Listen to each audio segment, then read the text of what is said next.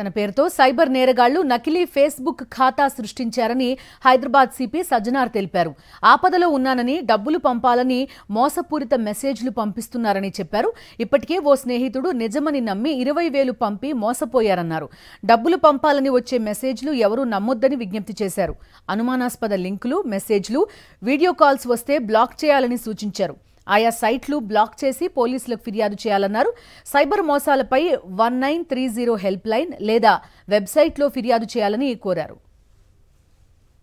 తన పేరుతో సైబర్ నేరగాళ్లు నకిలీ ఫేస్బుక్ ఖాతా సృష్టించారని హైదరాబాద్ సిపి సజ్జనార్ తెలిపారు.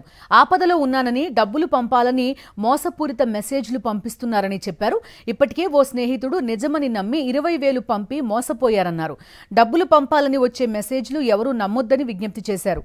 అనుమానాస్పద లింకులు, మెసేజ్లు, వీడియో కాల్స్ వస్తే బ్లాక్ చేయాలని సూచించారు. ఆయా సైట్లు బ్లాక్ చేసి పోలీసులకు ఫిర్యాదు చేయాలన్నారు.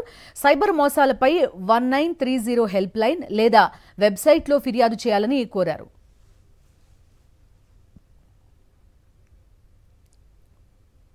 సాక్షి టీవీ ప్రసారాలను నిలిపివేయడం చట్టరీత్యా నేరం. సాక్షి టీవీ ప్రసారాల కోసం మీ స్థానిక కేబుల్ ఆపరేటర్ను వెంటనే సంప్రదించండి.